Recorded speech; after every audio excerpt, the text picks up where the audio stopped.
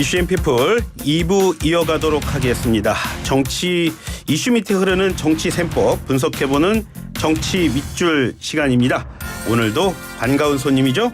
김영우 전 의원 스튜디오에 모셨습니다. 어서 오십시오. 안녕하세요. 반갑습니다. 예. 자, 오늘은 어떤 얘기로 시작할지 먼저요. 예. 저희가 준비한 녹취가 있습니다. 그 녹취 듣고 시작하도록 하겠습니다. 저는 평소에 대구 시민들을 대단히 깊이 존경해 왔습니다. 보도라든가 추측이랑 관측은 그냥 하실 수 있는 거고요. 저는 제가 할 일 열심히 하고 있다는 말씀 정도 드리고. 저분은 어쨌든 공직자로서 계속 살아오신 커리어가 있고 일정한 부분에 국민들의 지지를 받고 있고 저분과는 언젠가 경쟁할 수도 있겠다라는 생각은 해요. 네, 녹취 들으셨겠지만 한동훈 법무부 장관 참 바쁘게 전국으로 일정 잡고 있고요. 대구에서는 기차 예매표까지 취소하면서 한 사람 사진 찍었다고 합니다. 자, 이제 한 장관의 입에서 나가겠다. 그 말 한마디만 남은 거 아닐까요? 나갈 겁니다 아마. 그 법무부 장관으로서의 역할도 쭉 해왔지만 워낙에 야당 의원들하고 국회에서 이제 설전도 벌였고 하면서 우리가 과거에 봐왔던 그 국무위원 법무부 장관하고는 사뭇 다르죠. 하고 싶은 얘기 똑바라지게 다 했고. 그리고 이제 총선에서 국민의힘이 만약에 진다면은 그 이후에 인기 있는 한동훈 법무부 장관이라고 하는 것은 있을 수가 없어요. 그러니까 총선에서 실패했는데 그 이후에 한동훈 법무부 장관이 무슨 의미가 있겠습니까? 윤석열 정부에서. 그렇기 때문에 일단은 총선 승리를 위해서는 본인이 가지고 있는 그 정치적인 탤런트라고 해야 되나? 정치적인 기질. 이거를 발휘를 해야 될 겁니다. 또 요구 받을 것이고요. 그래서 저는 총선에 나설 수밖에 없다 이렇게 생각합니다. 앞뒤 다 자르고 질문 드리겠습니다. 한 장관이 총선 나오는 게 어려운 험지라는 지금 수도권에서 출마 준비하시는 국민의힘 분들에게 도움이 될까요? 도움 되죠. 근데 이제 저는 좀 그래도 의미가 있는 곳에 나왔으면 좋겠어요. 무조건 나와서 만약에 한동훈 법무부 장관이 낙선을 한다면 그것도 굉장히 큰 데미지가 되죠. 우리 국민의힘에는. 물론 그렇다고 강남 상구 무슨 그다음에 무슨 용산 이런 데 나와서는 안 되겠죠. 최소한 하지만은 법무부 장관으로서 한동훈 장관이면은 이 정도는 나와서 열심히 싸워서 이기면서 그 시너지 효과가 날 만한 곳을 잘 찾아서 나와주는 게 도움이 된다. 저는 이렇게 보고요. 그렇게 하리라고 봅니다. 어디가 유력할까요? 그거 제가 얘기하면 아주 시끄러워지기 때문에 지역구 자체를 제가 사실 마음속으로 생각한 데는 있어요. 한동훈 법무부 장관 여기 나오면 정말 그 이미지도 잘 유지가 되고 또 법무부 장관으로서 의미도 있겠다 한데 괜히 제가 분란 일으킬 생각은 없습니다. 지금부터. 죄송합니다. 제가 그런 질문 드려서요. 질문 정확히 드리지 않았습니다. 자, 이준석 신당 의식해서 또 제3지대 커지는 거 막자고 지금 한동훈 장관 띄우는 거다. 그런 얘기들이 언론에서는 좀 있던데요. 그건 어떻게 보십니까? 저는 한동훈이냐 이준석이냐 둘 중에 하나를 택해야 되는 문제는 아니라고 봅니다. 사실 제 속마음은 내년에 총선에 우리가 크게 이길 수 있으려면은 사실은 이 모든 사람이 가지고 있는 역량이 총동원되는 게 좋습니다. 한동훈, 이준석 그다음에 또 다른 많은 분들이 나는 총력을 기울여야 된다. 하나로 합해야 된다 생각합니다. 제가 보는 정치는 그렇습니다. 다양한 사람들, 다양한 능력 있는 사람들이 다국적군, 그러니까 유엔군 이런 식으로 해가지고 하나가 될 때 가장 큰 힘을 발휘할 수 있다. 이렇게 보고요. 그 당내에는 다양한 그 색깔을 가지고 있는 그런 선수들이 다 모이는 게 좋습니다. 우리가 지금 축구 경기를 하더라도 A매치 할 때 보면 저기 유럽에서 뛰고 있는 그 손흥민 선수도 오고 이강인 선수도 오고 김민재 선수도 오고 이럴 때 사실 흥행도 되고 재미도 있고 능력 발휘도 되는 거란 말이죠. 저는 똑같다고 봐요. 우리의 당이 어느 한 사람에게 의존하는 순간 당은 저는 굉장히 허약하다. 망할 수밖에 없다. 예. 그러니까 예를 들면 특별한 어떤 무슨 선대위원장, 예. 특별한 비대위원장 예. 이렇게 한 사람에게 의존하는 당은 저는 그 지속 가능성도 없고요. 예. 너무 위험하죠. 그래서 예. 뭐 한동훈 무슨 뭐 이준석 예. 또 요즘에 또 열심히 하고 있는 하태경 의원 예. 뭐 다 같이 해주기를 저는 속으로 바라고는 있어요. 예. 거기 이상민 전 의원도 포함이 되는 겁니까? 물론. 이상민 전 의원? 예. 아니 진임 현 의원 죄송합니다. 민주당? 예. 저는 뭐 많으면 많을수록 좋다고 봅니다. 우리 집권 여당으로서의 그 정당이 예. 총선에서 이기고 또 윤석열 정부 국정 운영을 잘 뒷받침하려면 예. 이 그릇 자체가 커져야 돼요. 커져야 예, 한다. 조그만 그릇 가지고 어떻게 해보려고 그러면 저는 안 된다고 봐요. 예. 그런데 오늘 기사 보니까 당 내부에서도 뭐 익명을 빌어서 어떤 분이 이런 말씀하셨다라고요. 한 장관이 1년 동안 국회에서 오만한 태도를 보이면서 그런 부정적인 이미지가 공고화됐다. 그렇기 때문에 윤 대통령 지지층 일부에만 영향을 미치고 판을 흔들지 못할 거다. 그런 의견도 있던데요. 그게 아마 그런 측면이 있어요. 근데 이제 주로 한동훈 장관의 여태까지 발언 그걸 보면은 이제 야당 의원들의 한동훈 장관에 대한 그 저격, 예. 윤석열 정부에 대한 저격에 대한 반응으로 많이 나왔어요. 하지만 여태까지 본인이 생각하는 정치, 본인이 생각하는 그 총선 승리의 의미, 본인이 생각하는 대한민국의 미래 예. 이런 거를 충분히 피력할 수 있는 기회는 별로 없었습니다. 예. 그래서 한동훈 장관이 아마 총선에 나서서 예. 또 다른 면모를 보여주고 따뜻한 보수, 예. 또 개혁적인 보수, 합리와 상식이 통하는 정치 예. 이런 그 발언들을 쏟아내면 예. 저는 또 다른 그 면모를 충분히 보일 수 있고 예. 그것이 중도 확장하는데 도움이 될 수 있다. 예. 그러니까 우리가 여태까지 봐온 거는 한동훈 장관의 아주 단편적인 예.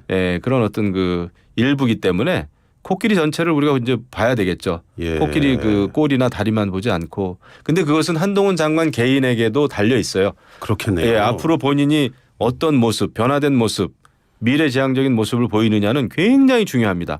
제가 보더라도 여태까지 해온 스타일대로만 그냥 한다고 하면은 저는 그거는 좀 약하다고 봐요. 그래서 이 정치라고 하는 것은 그야말로 종합예술 아닙니까? 예. 그러면 종합예술에 맞는 본인의 비전도 이야기하고 예. 노력을 해야 되겠죠. 예. 이제는 그동안은 대응만 해왔다면 그렇죠. 이제는 어떤 거를 보여주느냐 여기에서 승부가 갈 거거든요. 그렇죠. 반응만 했지만 이제는 정치를 하면 이제 주도를 해야 될 텐데 예. 선도를 해야 될 텐데 뭘 가지고 할 것이냐. 그거는 뭐 김의겸 의원이라든지 무슨 김남국 의원이라든지 뭐 김영민 의원 이런 의원들하고의 대결이 아니거든요. 이게 예. 총선에 나온다고 하면 전 국민을 대상으로 하는 메시지를 이제 전달해야 됩니다. 예. 그러면은 본인이 어떻게 전 국민을 포용하고 껴안을 것인지 예. 그렇게 좀 큰 정치인의 면모를 이제 보여야죠. 그 말씀이시라면 지금 그 한동훈 장관을 그냥 무슨 지역구 한 곳에서 나오는 뭐 국회의원이 아니라 좀 큰 역할 좀 이런 걸 맡겨야 된다 이런 뜻으로 저는 들립니다. 지금. 두 가지 다 같이 할 수 있어요. 예. 충분히 그 어느 지역에 나와서 어떤 메시지를 날리느냐에 따라서 예. 다 역할을 할 수 있습니다. 한동훈 장관이 나와서 지역구 안에서만 머문다는 것도 별로 좋진 않죠. 하지만 그 지역구 안에서 의미 있는 지역구라면은 충분히 발언을 전 국민을 대상으로 할 수가 있습니다.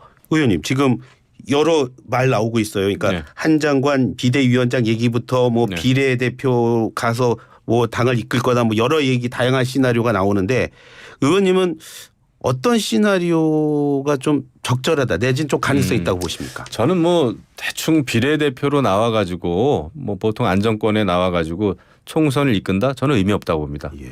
한동훈 장관 정도면 일단 전선에서 싸우는 장수로서 예. 장수로서의 역할도 하고 그다음에 선대위원장은 공동선대위원장 충분히 맡을 수 있거든요. 예. 본인이 또 사실 실질적인 정치적인 경험은 없기 때문에 정말 총선 정말 큰 선거입니다. 예. 250 몇 개 이상의 그 지역 장수들을 또 당선시켜야 되는 예. 선대위원장이라고 하면 그것을 정치 경험이 없는 상황에서 그냥 다 맡아서 하기는 역부족일 거예요. 예. 그래서 본인은 본인의 선거에서도 열심히 뛰고 또 공동선대위원장 내지는 뭐 이런 거 충분히 맡을 수 있죠. 힘을 합해야죠. 기대가 그만큼 좀 세게 다그쳐야 한다. 그 본인이 가지고 있는 역량을 발휘하도록 당에서 잘 만들어 줘야 되는 거죠. 민주당의 우상호 의원이 그런 말 하더라고요. 한 장관을 총선에 내보내거나 지금 말씀하신 대로 어떤 큰 역할 맡기면 이거는 윤석열 대통령이 총선에 개입한 것으로 국민들이 보기 때문에 민주당에겐 불리할 게 없다. 그런 말도 하던데요. 참 이상한 논리죠.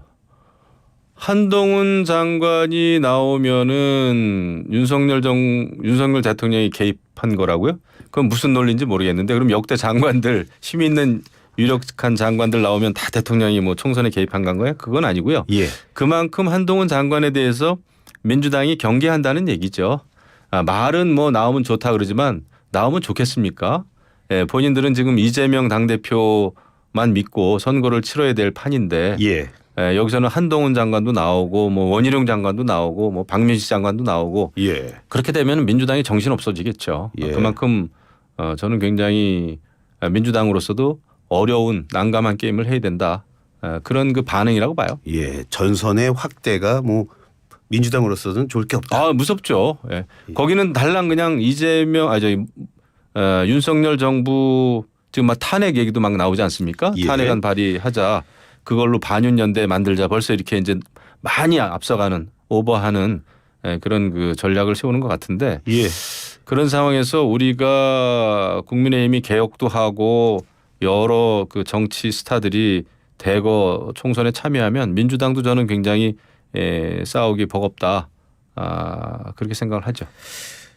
김 의원님께서 그렇게 말씀을 해서 그럴까요? 이준석 전 대표도요. 요즘에 한동훈 장관 얘기 계속 많이 하더라고요. 나와 언젠가는 경쟁할 거다. 또 언젠가는 또 동지가 되는 날이 올 수도 있다. 그런 말도 했다고 합니다. 청취자 여러분들이 이런 말 들으면 어떻게 해석을 하는 게 맞습니까? 그거를 뭐 달리 해석할 필요가 없고요. 저는 그 이준석 전 대표가 됐든 한동훈 장관이 됐든 그 비교적 그 다른 정치인들에 비해서 연령대가 좀 아래죠, 그죠? 젊은 사람들이고 해서 이제는 우리가 좋든 싫든 그런 정치인들의 정치를 더 많이 보게 될 거예요. 그건 피해갈 수가 없는 것이고 다만 그들이 저는 정치를 잘해주기를 바랍니다. 저도 이제 정치를 뭐 해왔고 또 이제 하려고 하는 사람 중에 하나입니다만은 그 정치는 단절은 아니에요. 어느 날 갑자기 세대 교체가 뭐 있다든지 그거 불가능합니다. 그래서도 안 되고 정치는 축적의 기술이에요. 그래서 기존 정치인들이 쌓아온 경력 뭐 이런 게 다 그냥 어떤 그 쓰레기 취급 받는 것도 저는 옳지 않다고 봅니다. 그 분명히 배울 게 있고요. 쌓아온 게 있습니다. 그다음에 타협하고 또 협상하고 이런 정치인들의 그 어떤 그런 노하우라 그럴까요? 그런 거는 여전히 필요합니다. 지금 정치는 완전히 분노의 정치고 상대를 악마화하는 정치고 혐오의 정치고 하다 보니까 계속 막장 정치만을 볼 수밖에 없잖아요. 그래서 우리 편만을 지지하는 또 우리 편은 아무리 잘못해도 그것을 그냥 덮고 넘어가자는 식의 이런 정치는 저는 미래가 없다고 봐요. 이런 상황에서 오히려 그 한동훈 법무부 장관 같은 장관도 나와줘야 되고 뭐 이준석 전 대표 같은 사람도 상당히 뭐 이제 보수 쪽에서는 욕도 먹지만 뭐 또 장기가 있죠. 그다음에 또 저는 그래서 모든 사람들이 그야말로 저는 그 청년층, 장년층, 노년층 또 여성 또 사회적인 약자 모든 그 세대와 이런 그 모든 분야의 사람들이 어우러질 수 있는 그런 정치가 가장 바람직하다. 그걸 사실 조율해야 되는 게 이제 당 지도부고 당이고 대통령이고 그렇죠.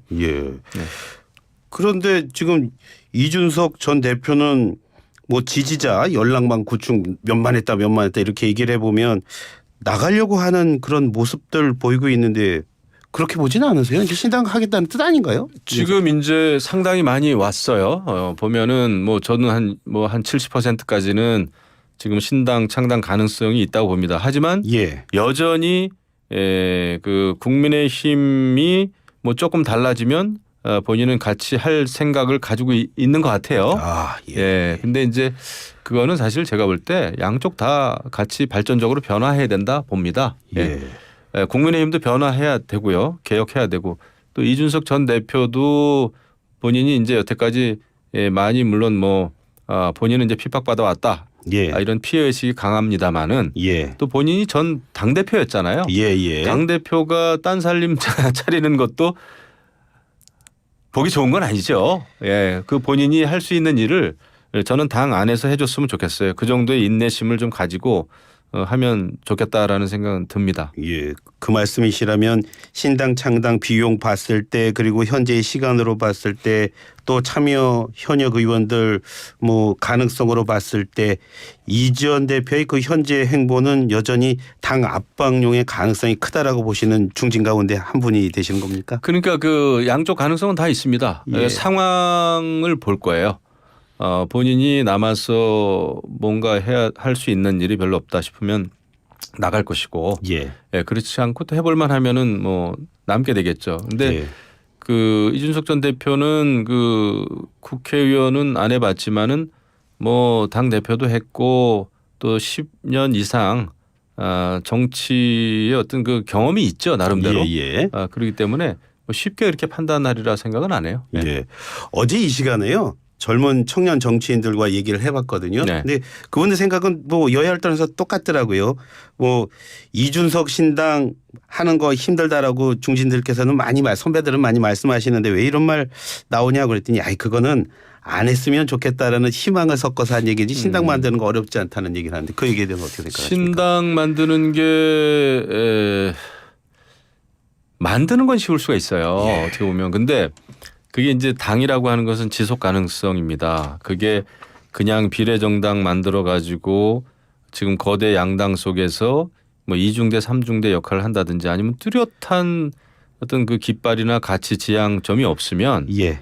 정말 나중에 아주 낭패거든요. 예. 물론 이준석 전 대표는 그렇지 않다. 예. 양쪽 정당하고는 다르다라는 얘기를 지금은 할 수 있지만 예.